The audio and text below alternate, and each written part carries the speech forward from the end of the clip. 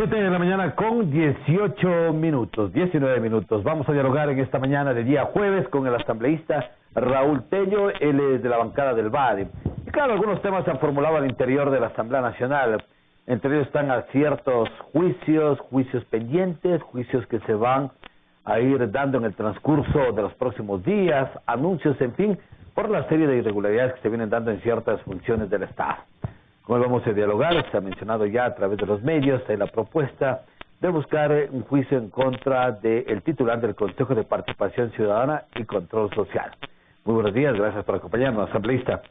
Bueno, hay la idea, la iniciativa de todos quieren que el titular del Consejo de la Judicatura, el padre Tuárez, lastimosamente tiene que dejar sus funciones por la serie de irregularidades que se presentaron después, o se conocieron después de que él fuera presidente de esta función del Estado, pero que también pasó al inicio y con las autoridades respectivas que tenían que controlar la documentación. Bienvenido. Buenos días, muchas gracias. Yo considero de que si José Tuárez tuviera algo de sensibilidad, debería de presentar la renuncia y ahorrarnos al país toda esta discusión, ahorrarnos al país todo lo que significa un desgaste por tener que ir a procesos de fiscalización desde la Asamblea. Nos ahorraría a la Asamblea Nacional tiempo para poder dedicarnos a cuestiones también importantes, porque la fiscalización no deja de ser importante, porque ya las cosas alrededor de las irregularidades cometidas por este ciudadano ya son injustificables. Difícilmente él va a poder demostrar lo contrario. Se ha demostrado hasta la saciedad de que ha faltado a la verdad, ha presentado documentos falsos y allí tendría responsabilidades de carácter no únicamente político, sino también de carácter penal y de carácter administrativo. Y él no puede mantenerse al frente de un organismo que representa a la ciudadanía. Entonces yo le haría un llamado a que renuncie y que nos ahorre todo esto al país, y en la finalidad de que todos podamos dedicarnos a cuestiones mucho más trascendentes. Obviamente, ¿por qué llegamos a esta situación? A esta situación llegamos porque desde otro ámbito también aparentemente no se han hecho las cosas adecuadamente, y me refiero al Consejo Nacional Electoral Transitorio, que realizó la calificación de los candidatos al Consejo de Participación. Y allí se cometieron una serie de irregularidades que ellos también están llamados a explicar, y por eso es que les hemos convocado ya a la Comisión de Participación Ciudadana y Control Social. Muy bien. Dentro de este marco, ¿qué está pasando en el país, en el Ecuador? Instituciones del Estado, y comenzando desde la Asamblea, que es la segunda función del Estado, también metida en problemas, serios problemas de corrupción, de pedida de puestos a funcionarios públicos, en temas de la fiscalización y en temas de legislación. ¿Qué se está haciendo por el país? A ver, dos cosas. Primero, yo creo que lamentablemente para el país vivimos una profundización de la crisis moral. Y digo profundización porque no es que en el pasado no teníamos esa crisis. Es una crisis que viene desde hace mucho rato. En mi primera intervención en la Asamblea Nacional en el presente periodo legislativo, yo había dicho que regreso a los 20 años a la legislatura, pero que lamentablemente regreso con el mismo discurso. Y regreso con el mismo discurso porque las cosas no han cambiado, porque las cosas siguen igual, porque lamentablemente tenemos que seguir hablando en contra de la corrupción, porque la corrupción no se ha superado, por el contrario, se profundizó en los 10 años de correísmo, porque desde allí crearon una estructura de impunidad. Entonces, no es que ahora vivimos las secuelas, yo diría que ahora vivimos la continuación de lo que se dio en gobiernos anteriores y más aún en el gobierno del correísmo, y eso es lo grave.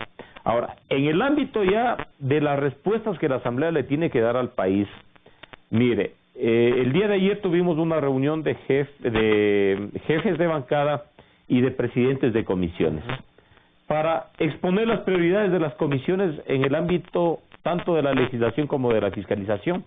Y a mí me parece que ese fue un ejercicio importante, porque permite delinear esas prioridades para el país. Pero yo creo que a veces las cosas, tanto desde el lado del Ejecutivo como desde el lado del Legislativo, no miramos en perspectiva al futuro, sino miramos exclusivamente para las próximas elecciones. No pensamos en las próximas generaciones, sino en las próximas elecciones. Y por eso es que las cosas lo hacemos con inmediatez, lo hacemos por la coyuntura, y no miramos el fondo de los problemas. Pero no saben que están ganando, sino perdiendo, porque el electorado es muy inteligente hoy por hoy. Ellos saben y conocen, miren lo que está pasando en la Asamblea, los resultados que se van dando, se van manejando, peleándose por comisiones, hablando de otros temas, cuando afuera de la Asamblea hay más de 17 millones preocupados en los problemas del país, que es la parte económica. Desde luego que sí, y esa parte económica tiene algunas causas. El motivo de la crisis tiene orígenes que realmente son absolutamente inentendibles. Mire, el país endeudado, no se sabe en cuánto, se dicen 60,000 millones, en 70,000 millones de dólares, nos seguimos endeudando. ¿Cómo enfrentamos esa crisis? ¿A través de qué?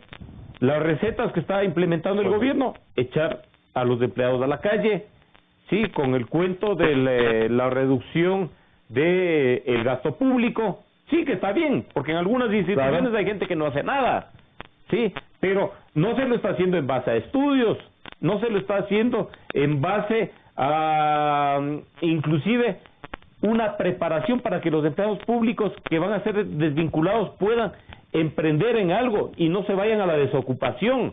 Entonces, realmente tenemos mil problemas, y que no se ha visto la voluntad del gobierno de solventarlos, de solucionarlos. Lo único que se viene haciendo es parches y más parches y más parches. No existe una solución de fondo, ni una solución de fondo.